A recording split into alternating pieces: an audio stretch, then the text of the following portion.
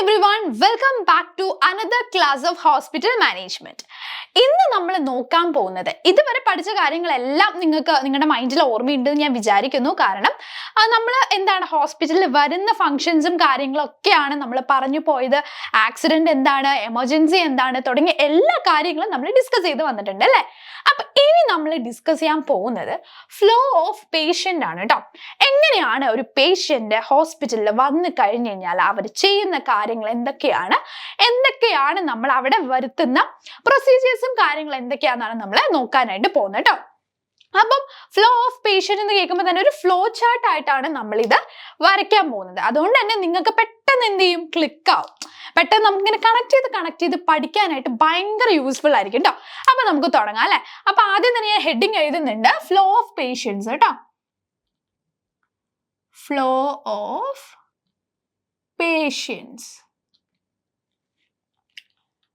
Okay, അപ്പം എന്താണ് flow of patients എന്ന് നമുക്ക് നോക്കാം. എങ്ങനെയാണ് പേഷ്യൻസിന്റെ ഫ്ലോ, ഒരു ഹോസ്പിറ്റലിലോട്ട് പേഷ്യൻസ് വരുമ്പോൾ എന്തൊക്കെയാണ് അവരുടെ കാര്യങ്ങൾ എന്തൊക്കെയാണ് നമ്മൾ ഡിസ്കസ് ചെയ്യാനായിട്ട് പോകുന്നത്.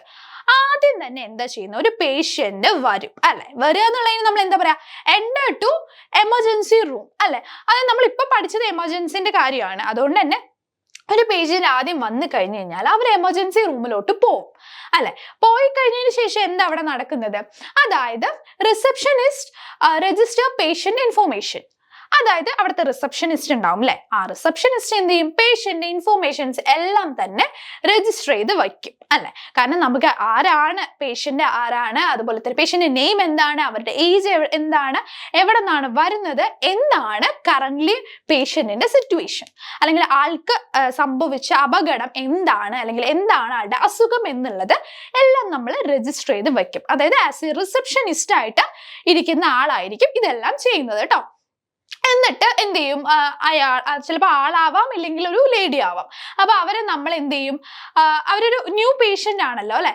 അതുകൊണ്ട് തന്നെ ഇപ്പം ഇവര് എന്ന് പറയുന്നത് പുതിയ പേഷ്യന്റ് ആണ് എന്നുണ്ടെങ്കിൽ, അതായത് ചിലവർ ഓൾറെഡി വന്നിട്ടുള്ള പേഷ്യൻസ് ഉണ്ടാവും. നേരത്തെ കാലത്ത് തന്നെ ഇവിടെ വന്ന് സർവീസസ് ഒക്കെ എടുത്തിട്ട് ട്രീറ്റ്മെന്റ് ഒക്കെ നടത്തിയിട്ട് പോയ ആൾക്കാരുണ്ടാവും. സോ പുതിയ ആൾക്കാരാണ് എന്നുണ്ടെങ്കിൽ അവരെന്ത് ചെയ്യണം, അവർക്ക് പുതിയൊരു ഫയൽ വേണം ക്രിയേറ്റ് ചെയ്യാനായിട്ട്. പേഷ്യൻസിന് പുതിയൊരു ഫയൽ വേണം കൊടുക്കാനായിട്ട്. പുതിയ ആളാണ്, അപ്പൊ പുതിയൊരു ഡോക്യുമെന്റേഷനിൽ വേണം നമ്മൾ എഴുതാനായിട്ട് അവരുടെ ഇൻഫോർമേഷൻസ് ഒക്കെ. ഓക്കെ, അല്ല എന്നുണ്ടെങ്കിൽ അവരുടെ ആ പഴയ ഫയൽ എടുക്കുക, അവരുടെ ആ പഴയ ഫയൽ ഏതാണോ അത് എടുത്തിട്ട് അതിൽ എന്ത് ചെയ്യണം, ആഡ് ചെയ്യണം അല്ലെ. എന്നിട്ട് എന്ത് ചെയ്യണം, വേഗം ഒരു നേഴ്സിനെ വിളിക്കണം ചെക്കപ്പിന് വേണ്ടിയിട്ട്. ആളെ ഒരു എക്സാമിനേഷൻ റൂമിലോട്ട് കൊണ്ടുപോകും. ആദ്യം തന്നെ നഴ്സ് വന്നൊന്ന് ചെക്ക് ചെയ്തതിന് ശേഷമാണ് പിന്നെ ഡോക്ടറെ വിളിക്കുന്നത് അല്ലെ. എന്നിട്ട് നമ്മൾ ഡോക്ടർ ആ പേഷ്യൻസിന് നോക്കും. നോക്കിയതിന് ശേഷം ആൾക്ക് വേണ്ടത് എന്താണോ അവർ ആ പ്രിസ്ക്രിപ്ഷൻസ് എല്ലാം തന്നെ എഴുതി കൊടുക്കും. എഴുതി കൊടുത്തതിന് ശേഷം എന്താ സംഭവിക്കുന്നതെന്ന് വെച്ചാൽ ആളെ ഡിസ്ചാർജ് ചെയ്യും, അല്ലെങ്കിൽ അഡ്മിറ്റ് ആക്കുകയാണെന്നുണ്ടെങ്കിൽ ആളെ അഡ്മിറ്റ് ചെയ്യും. ഇതാണ് പ്രോസസ് എന്ന് പറയുന്നത് അല്ലെ. അപ്പൊ നമുക്ക് ഇങ്ങനെ ഞാൻ പറയുമ്പോൾ നിങ്ങൾക്ക് ഒന്നും മനസ്സിലായിട്ടുണ്ടാവില്ല, ചിലതൊക്കെ മനസ്സിലായിട്ടുണ്ടാവില്ലേ, കുറച്ചൊന്നും മനസ്സിലായിട്ടുണ്ടാവും. അപ്പൊ നമുക്ക് എന്ത് ചെയ്യാം, ഒരു ഫ്ലോ ചാർട്ട് ആയിട്ട് എല്ലാ കാര്യങ്ങളും അങ്ങോട്ട് എഴുതി വെക്കാം. ഓക്കെ, അപ്പൊ നിങ്ങൾക്ക് നല്ല രീതിക്ക് തന്നെ തറോ ആയിട്ട് മനസ്സിലാവും. എപ്പോഴും ഓർത്തിരിക്കുക, ഒരു എമർജൻസി ഡിപ്പാർട്ട്മെന്റില് ഒരാൾ വന്നു കഴിഞ്ഞാൽ, എമർജൻസി അല്ല, നോർമലി ഒരു ഹോസ്പിറ്റലിൽ ഒരാൾ വന്നു കഴിഞ്ഞു കഴിഞ്ഞാൽ കാഷ്വൽ ആയിട്ട് ചെയ്യുന്ന പ്രോസസ്സാണ് ഇത്രയും നമ്മൾ പറഞ്ഞത്.